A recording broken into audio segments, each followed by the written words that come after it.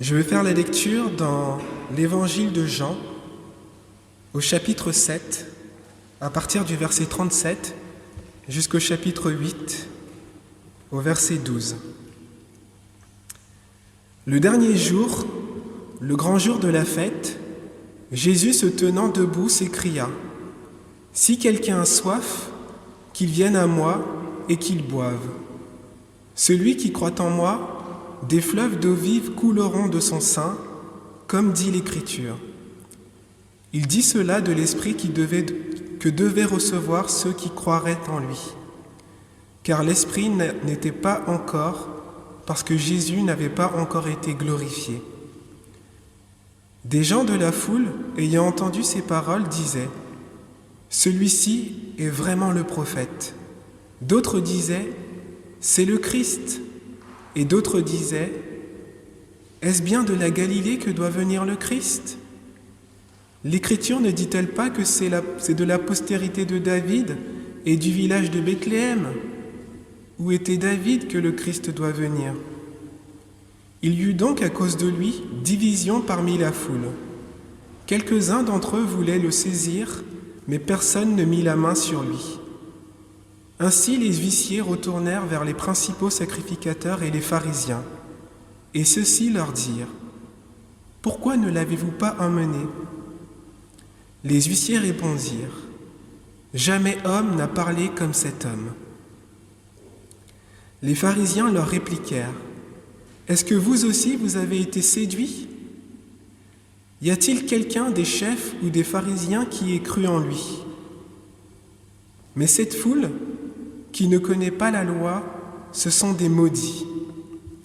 Nicodème, qui était venu de nuit vers Jésus et qui était l'un d'entre eux, leur dit : « Notre loi condamne-t-elle un homme avant qu'on l'entende et qu'on sache ce qu'il a fait ? » Ils lui répondirent : « Es-tu aussi galiléen ? Examine et tu verras que de la Galilée il ne sort point de prophète. » Et chacun s'en retourna dans sa maison. Jésus se rendit à la montagne des Oliviers. Mais dès le matin, il alla de nouveau dans le temple, et tout le peuple vint à lui. S'étant assis, il les enseignait. Alors les scribes et les pharisiens amenèrent une femme surprise en adultère.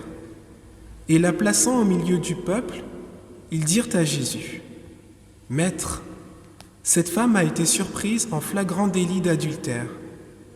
Moïse dans la loi nous a ordonné de lapider de telles femmes. Toi donc, que dis-tu ? » Il disait cela pour l'éprouver, afin de pouvoir l'accuser. Mais Jésus, s'étant baissé, écrivait avec le doigt sur la terre. Comme il continuait à l'interroger, il se releva et leur dit : « Que celui de vous qui est sans péché jette le premier la pierre contre elle. » Et s'étant de nouveau baissé, il écrivait sur la terre. Quand ils entendirent cela, accusés par leur conscience, ils se retirèrent un à un, depuis le plus âgé jusqu'au dernier. Et Jésus resta seul avec la femme qui était là au milieu. Alors, s'étant relevé et ne voyant plus que la femme, Jésus lui dit : « Femme, où sont ceux qui t'accusaient ? Personne ne t'a-t-il condamné ? » Elle répondit : « Non, Seigneur. » Et Jésus lui dit : « Je ne te condamne pas non plus. Va et ne pêche plus. » Jésus leur parla de nouveau et dit : « Je suis la lumière du monde. Celui qui me suit ne marchera pas dans les ténèbres, mais il aura la lumière de la vie. » Seigneur, ta parole est la vérité. Sanctifie-nous par ta vérité. Amen.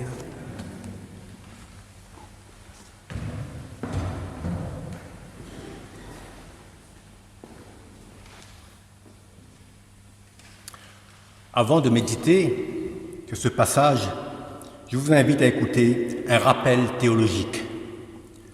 Le passage qui a été lu, c'est pas trop fort, excusez-moi, non, ça va ? Ça va ? Le passage qui a été lu est un passage qui a été l'objet de grands débats théologiques. La Bible d'études Semeur mentionne que ce passage est absent des plus anciens manuscrits.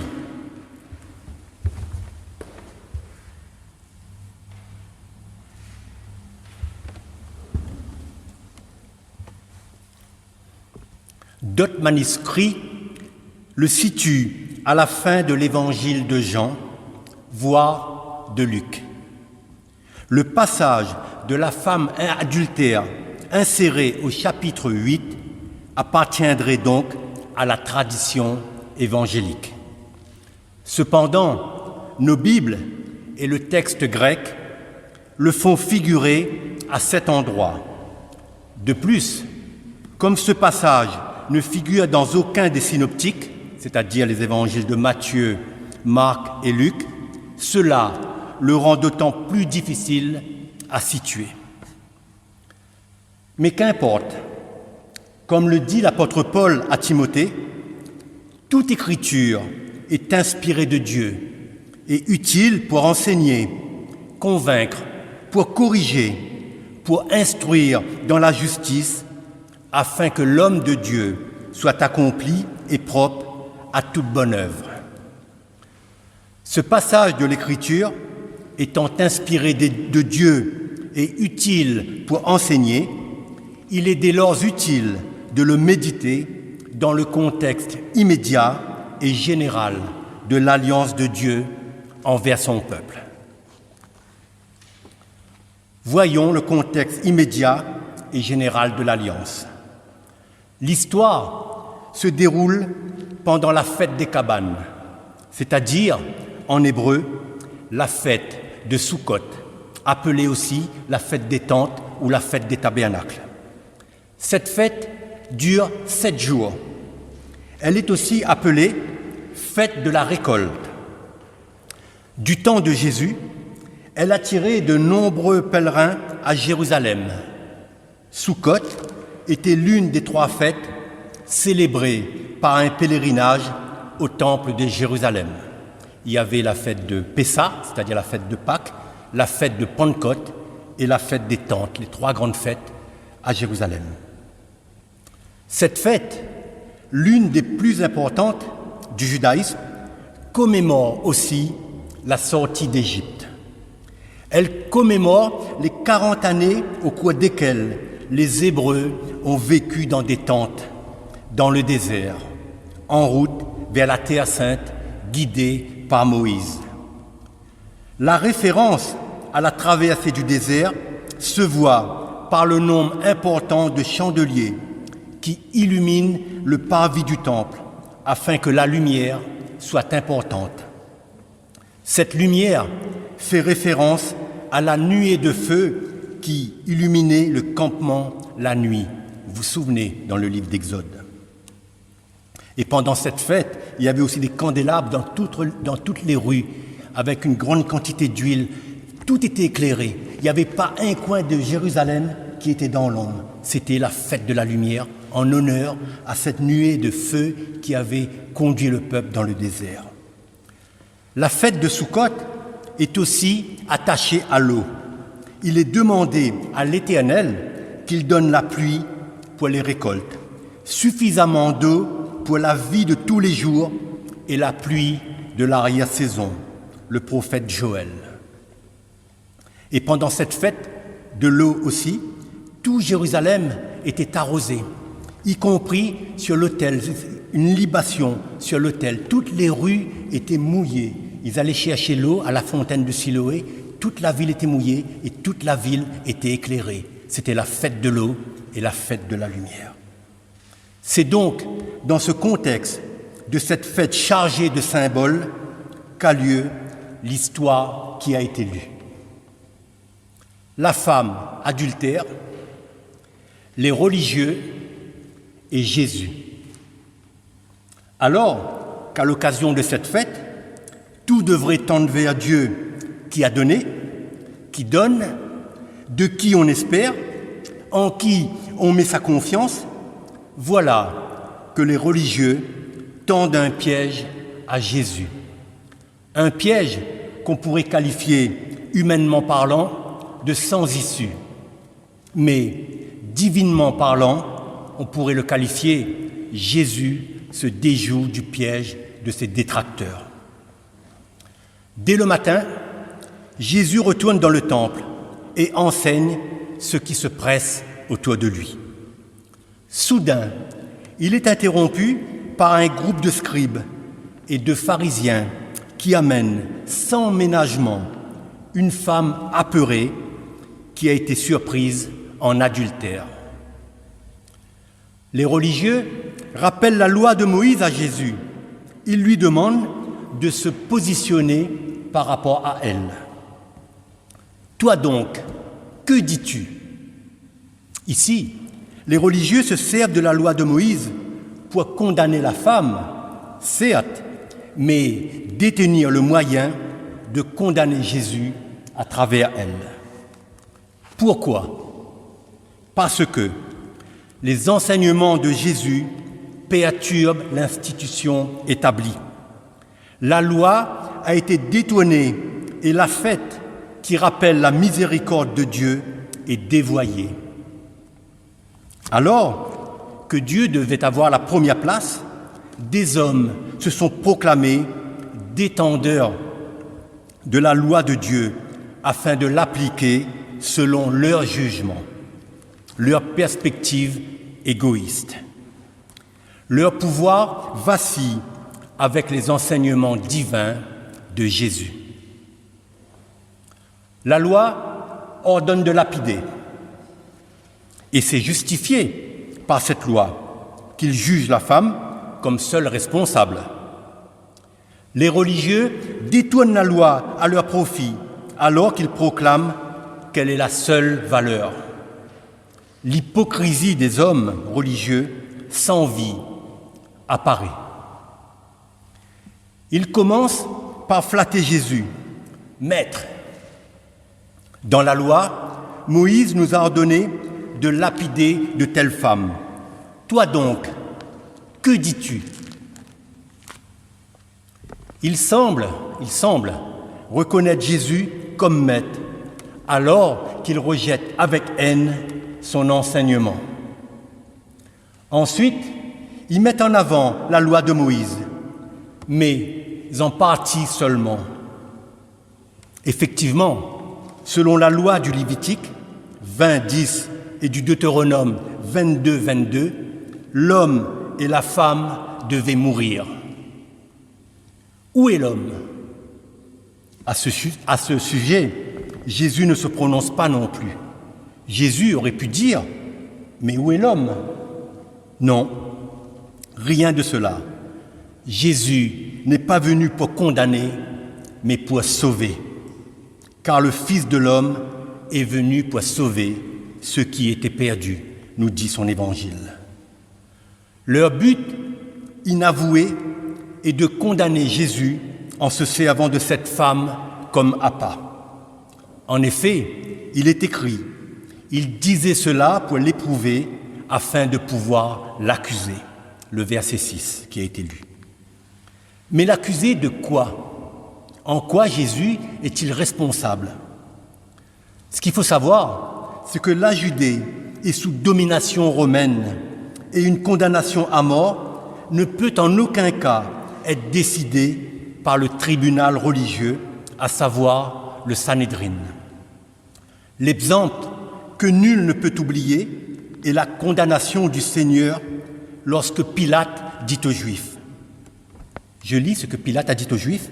« Prenez-le, vous-même, et jugez-le selon votre loi. » Les Juifs lui dirent « Il ne nous est pas permis de mettre personne à mort. » La condamnation à mort n'appartenait qu'aux Romains, et seuls les Romains pouvaient le faire.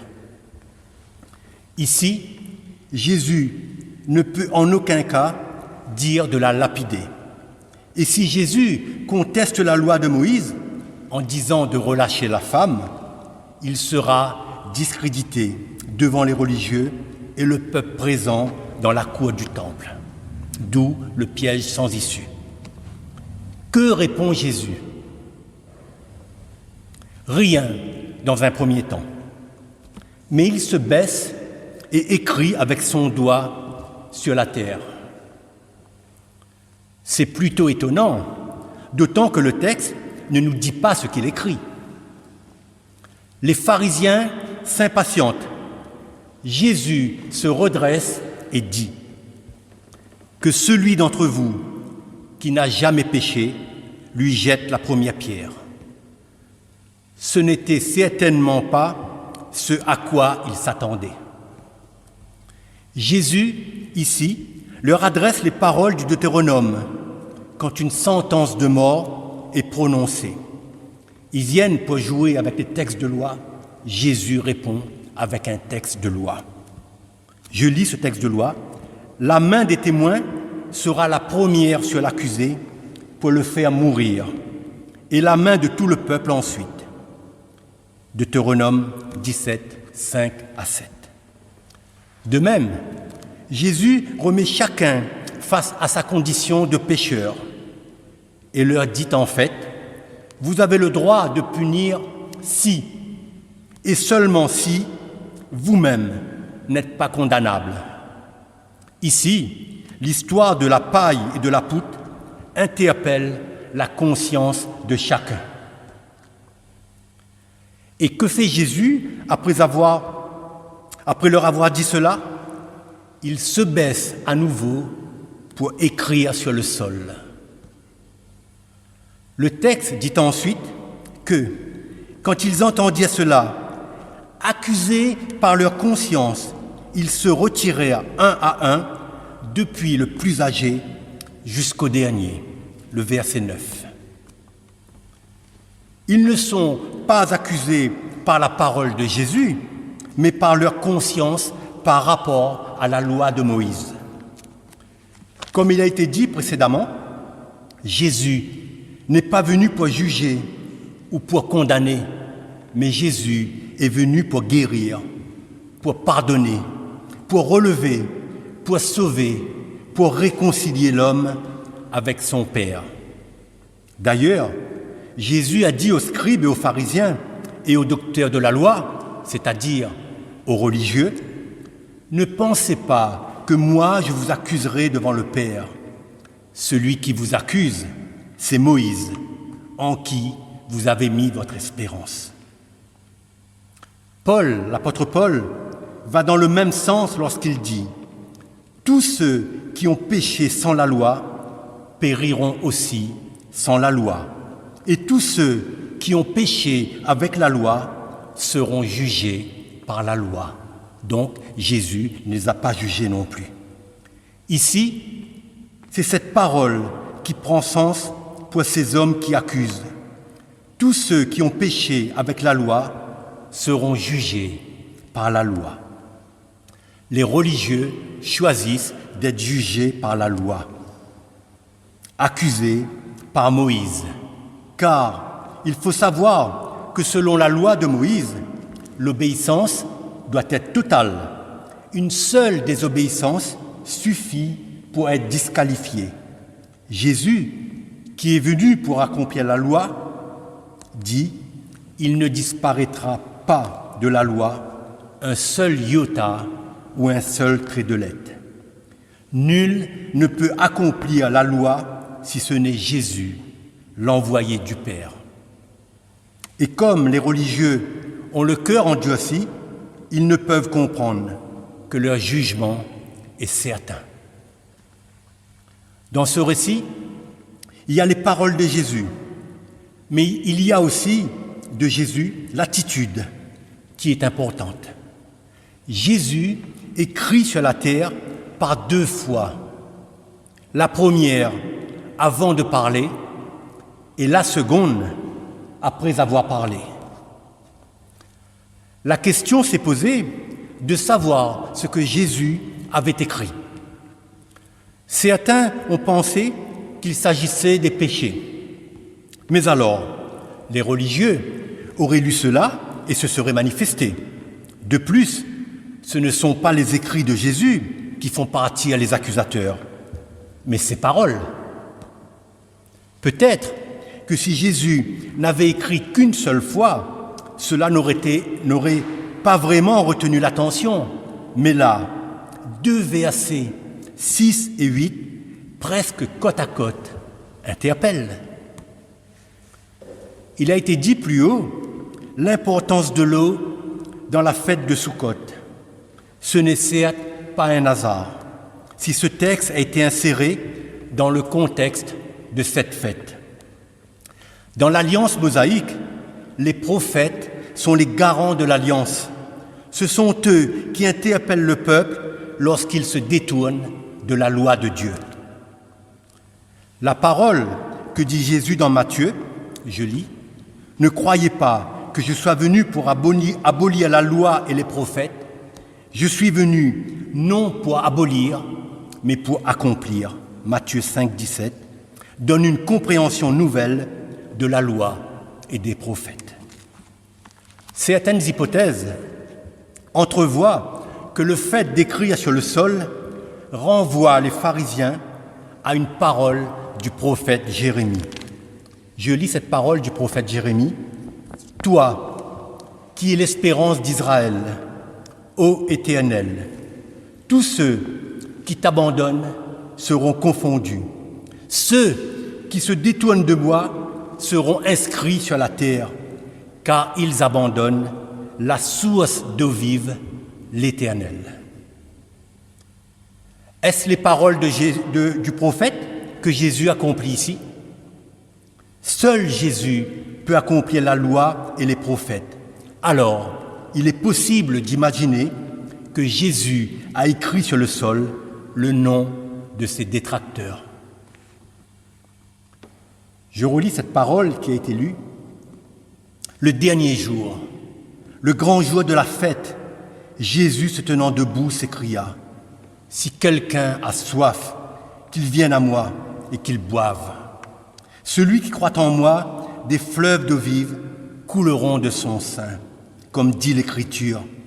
Il dit cela de l'Esprit que devaient recevoir ceux qui croiraient en lui.